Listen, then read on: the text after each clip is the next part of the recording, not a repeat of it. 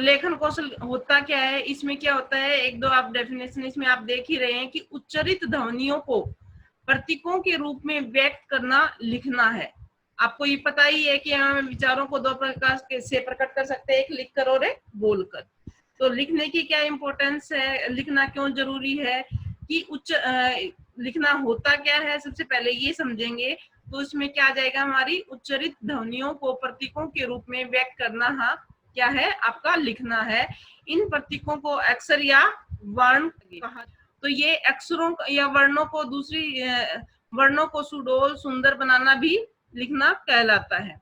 यानी कि हमने जो ऊपर बोला था, जो उच्चरित, जो उच्चारण करते हुए ध्वनि प्रतीकों को जब हम लिखकर व्यक्त करते हैं तो वो लिखना हो जाता है। ऐसे ही ये क्या है, अक्षरों को सुडौल और सुंदर बनाना भी लिखना कहलाता है, ताकि हम उनको अच्छे से सुंदर बनाकर हम उनको व्यक्त कर सके। लेखन कला का महत्व, लेखन कला के महत्व की भाषा में जितना बोलना जरूरी है उससे ज्यादा, बहुत ज्यादा महत्व लेखन कला का भी है। क्योंकि अगर हम लेखन को, हम इसको लिख कर हमेशा अपने विचारों को नहीं रखेंगे तो वो क्या हो जाएंगे, कुछ समय के पास, इस समय के लिए हमारे पास रह पाएंगे। और लेखन कौशल में सबसे इम्पोर्टेंट चीज क्या है, हमारी लिखने की बनावट। तो ये लिखने की बनावट, ये जो है स्टार्टिंग से ही, आरंभ से ही इसकी लेखन कौशल में इसकी बनावट के ऊपर, उसके शब्दों की बनावट कैसी है, इन सब के ऊपर विशेष बल दिया जाता है। और लेखन कौशल के महत्व को हर कोई स्वीकार करता है कि अगर हम कोई भी चीज है उसको लंबे समय तक रखना चाहते हैं तो लेखन कौशल बहुत ही जरूरी हो जाता है हमारे लिए। तो पहले जो था, पहले जो फारसी और जो हमारी हिंदी भाषा थी, वो दोनों शब्द में मिलकर प्रयोग की जाती थी। पहले अपभ्रंश, पाली, प्राकृत, फिर अपभ्रंश आई, बाद में हिंदी आई। तो ये उस समय जो लेखन का कार्य होता था वो फारसी में होता था, अपभ्रंश में होता था। तो उस समय पे भी, प्राचीन काल में भी लेखन कला पे उतना ही महत्व दिया जाता था जितना कि आधुनिक काल में दिया जाता है। अब है कि बालकों को लिखना कैसे सिखाया जाए। मेन पॉइंट्स, जो मेन जो प्रश्न बनता है आपका, वो यही बन कि इसमें दो मेन आपके क्वेश्चन बन रहे हैं। एक तो बालकों को लिखना कैसे सिखाया जाए, वो कौन से तरीके हैं जिनसे हम बहुत ही अच्छे से बच्चों को लिखना सिखा सकते हैं। तो इसको हम जैसे हम स्टार्टिंग करेंगे कि सबसे पहले हम बालकों को सीधी रेखाएं ही खिंचवाएंगे। तो वो सीधे कौन सी भी तरीके से होती हैं, सीधी वो पड़ी हुई रेखा भी हो सकती है, खड़ी रेखा भी हो सकती है, वो कैसे भी तरीके से हो सकती है। लेकिन हमें सबसे पहले बच्चों को सीधी रेखाओं के बारे में बताएंगे। फिर हम बच्चों को तिरछी रेखाएं भी होती हैं, तिरछी रेखाओं के बारे में बताते हैं। जब लिखना सिखाते हैं बच्चे को तो किस किस तरीके से सिखाया जाता है, इसका भी एक स्टैंडर्ड होता है कि एक तरीका होता है कि ये तरीका, इसी तरीके से आप स्टार्ट करोगे तो बच्चा अच्छे से सीख पाएगा, वरना बच्चे पे प्रेशर पड़ जाएगा और बच्चा क्लास लेना ही बंद कर देगा अगर हम उसको जबरदस्ती कुछ भी सिखाने की कोशिश करेंगे। तो इस प्रकार तिरछी रेखाएं, आपको देखो कई तरीके से तिरछी रेखाएं किसी भी तरीके से हो सकती हैं वो। इसके बाद आता है आपका जो वृत्त और अर्धवृत्त और घुंडियां बनाई जाती हैं। जो हिंदी में घुंडियां बहुत ही जो इम्पोर्टेंट होती हैं, किधर किधर से मोड़ दिया जाता है अक्षरों को, लाइनों को। तो ये सारी चीजें होती हैं। इन तरीकों से अगर हम बच्चे को रेखाएं बनाने सिखाते हैं तो ये लिखना सिखाने का सबसे अच्छा तरीका होता है।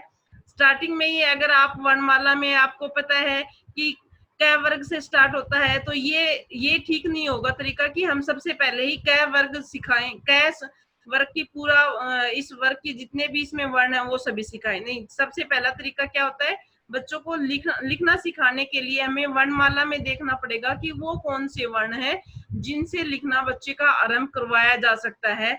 और वो हम किस प्रकार देखेंगे, अगर हमें ये तरीका पता है कि सबसे पहले हम बच्चों को लाइनें, कौन कौन सी लाइनें सिखाएं, पहले कौन सी लाइनें सिखाई जाती है, उसके बाद कौन सी लाइनों पे प्रैक्टिस करवाई जाती है, अगर हमें ये तरीके पता है तो ही हम बच्चों को अच्छे से करवा सकते हैं, अच्छे से लिखवा सकते हैं। वरना जो हमारा बच्चों को लिखवाने का तरीका है, जो बच्चे में लेखन कौशल को जो डेवलप करना चाहते हैं, जो विकास करना चाहते हैं, वो गलत तरीके से करवाएंगे तो इसके बच्चे के बहुत ही नेगेटिव, नकारात्मक प्रभाव भी पड़ सकते हैं।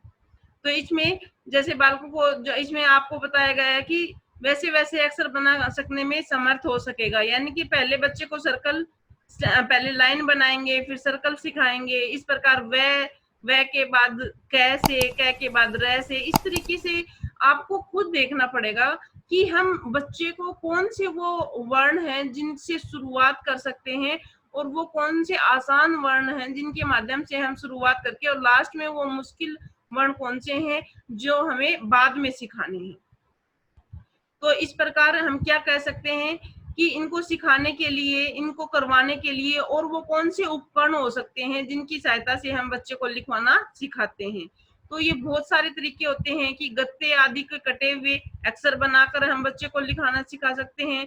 रेशमी कपड़ा या जो है कागज जो होता है, कोमल सा कागज होता है, उस पर हम बच्चे को अक्षर लिखाना सिखा सकते हैं। इसके बाद अक्षरों के आकार और प्रकार के कटे हुए लकड़ी के टुकड़े, आप मार्केट में देखते होंगे कि अनेक तरीके के बच्चों को वर्णमालाएं जो है आती हैं।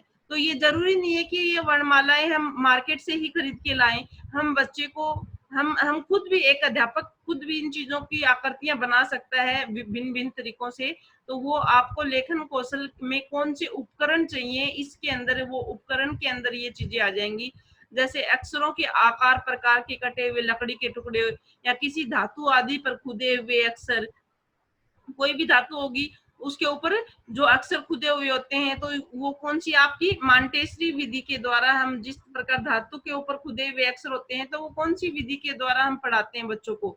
मांटेसरी विधि हो गई, पेस्टोलॉजी विधि हो गई। तो लेखन कौशल की विधि का भी सबसे इम्पोर्टेंट क्वेश्चन बनता है। और दूसरा इम्पोर्टेंट क्वेश्चन बनता है हमारा कि हम इसको लिखने के लिए सिखाने के कौन कौन से तरीके हैं। ठीक है, इसके बाद आ जाता है हमारा इसकी विधियां। एक क्वेश्चन ये बन गया था कि किस प्रकार बच्चे को लिखना सिखाया जाए। दूसरा क्वेश्चन, इंपॉर्टेंट क्वेश्चन हमारा लेखन कौशल में, लेखन स्किल में बनता है कि कौन सी विधियां हैं जिनके द्वारा हम लिखना बच्चों को सिखाते हैं। सबसे पहली तो आसान विधि जो आप सबसे पहले जाते ही बच्चे को सिखाते हैं, और बच्चा बिना सिखाए भी कौन सी विधि का अनुसरण करता है, अनुकरण विधि है, जिसके द्वारा बच्चा सबसे पहले चीजें करता है। अनुकरण विधि में को दो भागों में बांटा गया है, रूपरेखा अनुकरण और स्वतंत्र अनुकरण। अब रूपरेखा अनुकरण में क्या जाएगा कि जो आप में जो छपी हुई है पुस्तक आदि में जो अक्षर हैं, जो वाक्य में जो बिंदु वगैरह हैं, हाँ यही पॉइंट्स करवा रही हूँ कि छात्र उन बिंदुओं और पेंसिलों पर या बॉल पेन से फेरता है। तो इसमें क्या करता है, जब बॉल पेन से फेरता है तो ये क्या हो गया, उसको रूप देता है, एक तरीके से रेखा के द्वारा रूप देता है। तो ये इसकी कौन सी विधि हो जाती है, उसकी अनुकरण विधि हो जाती है। फिर इसके बाद आ जाता है आपका स्वतंत्र अनुकरण। स्वतंत्र अनुकरण में जो बच्चे ने लिखना सिखाया है, जो उसके ऊपर अपनी जो मंटेसरी विधि आदि के द्वारा उसने जो चीजों को अपनी सारी इंद्रियों का प्रयोग करके उसने जो चीजों को लिखना सीखता है, तो उसमें क्या करता है, उसके बाद वो क्या करता है, उसके बाद वो स्वतंत्र रूप से चीजों को लिखने की कोशिश करता है, अभ्यास करता है। तो ये इसका दूसरा पार्ट हो जाएगा कि वो स्वतंत्र रूप में भी अनुकरण करता है और एक बार वो उस रूप के ऊपर ही अनुकरण करता है। वो इस प्रकार स्वतंत्र रूप से जो अनुकरण करता है उसे स्वतंत्र अनुकरण कहेंगे, और जो किसी रूप रेखा के ऊपर जो अनुकरण करता है उसको रूपरेखा अनुकरण कहेंगे। तो ये विधियां हैं, ये बिल्कुल जैसे यहाँ पे दे रखी है उन्हीं तरीके से आपको सारी विधियां याद करनी होंगी कि कौन कौन सी विधि है। तो ऐसे भी क्वेश्चन ऐसे भी आ सकता है कि लेखन कौशल की कोई 5 विधियों का वर्णन करे। तो 5 नंबर का क्वेश्चन, अगर 5 विधि आपको नहीं आती है, 4 ही विधि की, तो आप क्या इसमें मार्क्स कर सकते हैं। तो आपको जो इसमें दे रखी है वो सारी विधियां बतानी है। इसके बाद आ जाता है आपका मांटेसरी विधि। इस विधि में क्या होता है कि इसमें जो दे रखी है आपकी सारी ज्ञानेंद्रियों, आंख नाक कान हाथ, जो तीनों की सहायता से जो चीजें पढ़ाई जाती हैं। बालक पहले क्या करता है, उन अक्षरों को देखता है और उन ध्वनियों को कानों से, आंख कान और हाथ में, जैसे सबसे पहले क्या होता है, उनको चीजों को सुनेगा कानों से और फिर उनको देखेगा, और इसके बाद उसको सुनकर और देखकर वो क्या करता है, जो सॉफ्ट कोमल कागजों से जो आपने जो चीजें बना रखी हैं, मान ले कोई पेज है उसके ऊपर आपने एक एक्स्ट्रा कागज से कोई वर्ण बना रखा है, तो उसके ऊपर उंगलियां फेर कर, या कोई धातु पीछे भी मैंने बताया था कि धातु के ऊपर भी कोई अक्षरों की बनावट कर, वर्णों की बनावट कर दी जाती है, या कोई बालू मिट्टी में भी जैसे उसमें अक्षरों की बनावट करके देख सकता है बच्चा। तो इस प्रकार अक्षरों के स्वरूप से परिचित होना और उनको लिखना सीख जाता है। तो ये कौन सी विधि हो गई? मॉन्टेसरी विधि। मॉन्टेसरी विधि में क्या कहा गया है? सुनने और देखने के अलावा इसमें क्या है कि उंगलियों से महसूस करने, तो इसमें तीनों ज्ञानेंद्रियों के बारे में बताया गया है कि उससे सब हाथों से उन चीजों को महसूस भी अगर बच्चा करता है, उसके ऊपर घुमा घुमा कर देखता है, तो इससे भी क्या है, उसका लेखन कौशल जो है वो डेवलप होता है, उसका विकास होता है। इसके बाद आ जाता है आपका पेस्टोलॉजी विधि।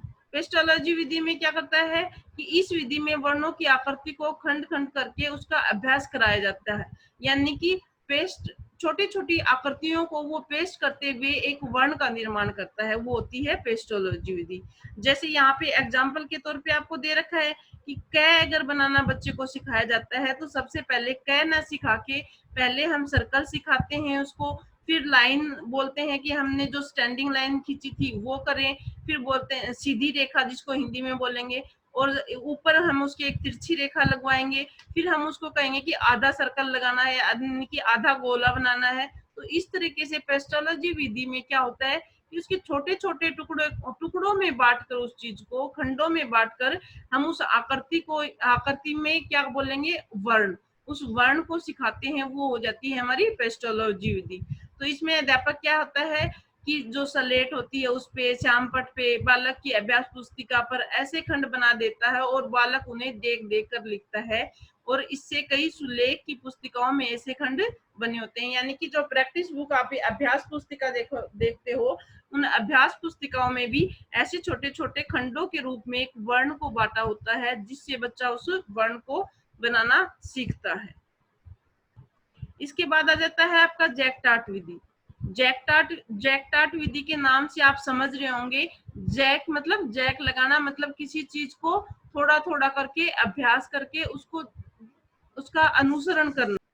तो इस विधि का जैक-टार्ट विधि में क्या है, इस विधि का अनुमोदन सबसे पहले जैक-टार्ट नामक शिक्षा शास्त्री ने किया था। इस विधि का नाम जैक-टार्ट ही क्यों रखा, इसका कारण क्या था कि जो शिक्षा शास्त्री था जिसने ये विधि दी थी, उसका नाम क्या था, जैक-टार्ट। तो इसमें बालक स्वयं क्या करता है, संशोधन करता है, और बालकों ने जो भी पाठ पढ़ा होता है उसका कोई वाक्य अध्यापक लिख कर देता है। बालक अनुकरण करके एक एक शब्द को लिखता है और मूल से मिलाकर देखता है। इसमें कोई अशुद्धि हो तो उसे ठीक कर लेता है बच्चा। तो इस प्रकार वो क्या करता है, ये भी एक तरीका है कि इसको आप ये ऐसे भी याद रख सकते हैं कि बच्चा जैक लगाते हैं ना, धीरे धीरे चीजों को करके देखता है, यानी कि इसमें क्या होता है कि चीजों को वो कैसे धीरे धीरे वाक्य के रूप में उन चीजों को करता है। ठीक है। अब लिखना सिखाने की मनोवैज्ञानिक पद्धतियों में कौन सी पद्धति आ जाती है? हाँ, पद्धति तो बेटा मैं वैसे ही आपको बता देती हूँ कि पद्धतियों में ज्यादा कुछ था नहीं। पद्धति में यही था कि एक तो होता है, आप जब लिखना सिखाते हैं तो बच्चों को मनोवैज्ञानिक पद्धति में सबसे मेन चीज होती है श्रुतलेख। सुलेख होता है, सबसे पहले होता है सुलेख। सुलेख के माध्यम से जो भी आपने एक वाक्य दिया है, जो भी शब्द दिया है या वर्ण दिया है, मानो आपने कह दे दिया या आपने कोई शब्द दे दिया, बच्चा पूरा पेज में उसी को देखते हुए सुंदर सुंदर लेख में अपना उन्हीं वर्णों की का अनुसरण करते हुए बार बार उसी चीज का अभ्यास करता है, तो उसको क्या बोलेंगे, सुलेख बोलेंगे। देखकर उन चीजों को लिखता है। लेकिन इसके बाद दूसरे नंबर पर मनोवैज्ञानिक पद्धति में आपकी क्या जाती है, श्रुतलेख। तो श्रुतलेख में क्या होता है कि इसमें टीचर के द्वारा उन शब्दों को बोला जाता है, यानी कि उन वर्णों को बोला जाता है। वो वर्ण जो बच्चे को हमने एक बार सिखा दिए हैं, उन्हीं वर्णों को बार बार बोला जाएगा अध्यापक के द्वारा, और बच्चा उनको क्या लिखेगा, एक श्रुतलेख के रूप में लिखेगा कि उसने जो आकृति सीखी थी वो आकृति वर्ण के रूप में क्या उसको आ गई है। ये हमारा क्या आ जाता है, श्रुतलेख में आ जाता है। और तीसरी मनोवैज्ञानिक पद्धति में आपका इसका आ जाता है कि आपकी प्रतिलिपि, लिपि अनुलिपि या प्रतिलिपि। अनुलिपि होता है किसी चीज को देखकर वैसे की वैसे लिखना। अध्यापक ने मान लो आपको कुछ लिखवाया है तो बच्चा देख के उसको वैसे की वैसे लिखेगा। और प्रतिलिपि में क्या होती है, वो कोई भी मैगजीन में कहीं से भी किसी चीज की कॉपी करके बच्चा अगर लिखता है, अपने मन से उसकी कॉपी कर लेता है, तो वो आपकी क्या हो जाती है, प्रतिलिपि हो जाती है। तो ये क्या है, आपकी लिखने सिखाने के मनोवैज्ञानिक पद्धतियां हैं। इसके बाद इसके उद्देश्य के बारे में अगर हम बात करें तो 2-3 उद्देश्य भी मैं आपको इसमें बता देती हूँ कि इसमें रचना कार्य के विभिन्न रूपों का ज्ञान प्राप्त करना, जो लिखने से संबंधित जो विभिन्न रूप हैं उनका ज्ञान बच्चों को हो जाता है। लिखकर भावों और विचारों को अभिव्यक्ति करने के योग्यता प्राप्त करना, यानी कि लेखन कौशल का मेन उद्देश्य क्या है कि लिखकर वो जो भी विचार और उसके भाव उसके मन में होते हैं, उन्हीं विचारों और भावों को वो लिखकर भी दूसरों को सामने दे सकता है, उसको लंबे समय तक रख सकता है। तो ये योग्यताएं बच्चे के अंदर आ जाती हैं, आ जाएं, यही उनका मेन उद्देश्य होता है इसका लेखन कौशल का। इसके बाद रचना कार्य में मौलिकता लाने की योग्यता को प्राप्त करना, यानी कि जो आपने लिखा है वो मौलिकता उसकी ठीक है क्या, आपने शुद्ध रूप में लिखा है, उसको जो आप में शुद्ध रूप में आपकी व्याकरण में दिया गया है उसी रूप में उसको वैसे की वैसे लिखना, आपकी मौलिकता आ जाती है। तो बच्चे को मौलिक रूप में उसने उन चीजों को समझा है या नहीं, जो उसका शुद्ध रूप है वही शुद्ध रूप जो हिंदी में देवनागरी लिपि में जो रूप अक्षरों का वर्णों का जो दिया गया होता है वही उसी का अनुकरण बच्चे को करना होता है। अगर उसी का अनुकरण करता है तो वो उसकी मौलिकता में आ जाता है। तो इसके बाद अगर इसके निदान और सुधार की अगर आप बात करते हैं तो उसमें भी 1-2 पॉइंट्स मैं आपको बता देती हूँ। वो मैंने इस पीडीएफ में ना डाल के मैं वैसे ही आपको बता देती हूँ कि इसमें क्या होता है कि अगर कि आप लेखन में सुधार करना चाहते हैं या निदान करना चाहते हैं तो एक तो क्या है, लिखना सिखाते समय मैंने पहले भी बोला था उन्हीं अक्षरों का चुनाव करना है जिनको बच्चे आसानी से लिख पाए। फिर सारी वर्णमाला को ऐसे विभाजित करें कि जिससे कि अक्षरों का तुलनात्मक दृष्टि से देखकर अध्यापक के द्वारा उनका विभाजन कर दिया जाए। और प्रारंभ करने में लिखने की गति इतना ध्यान नहीं देना चाहिए जितना इस बात पर कि बालक जो भी लिख रहा है वो ठीक से और सुंदर लिख रहा है या नहीं। यानी कि गति का हम बाद में ध्यान देंगे, पहले उसकी बनावट का ध्यान देंगे कि बच्चे ने जो भी लिखा है वर्ण या शब्द या जो रेखाएं तो वो ठीक से लिखी हैं या नहीं, बाद में उसकी गति की तरफ ध्यान देंगे। इसके बाद आ जाता है कि एकदम से ही बालकों से छोटे छोटे अक्षर लिखने के लिए न कहा जाए, पहले उन्हें क्या है बड़े बड़े अक्षर लिखने को दिए जाएं।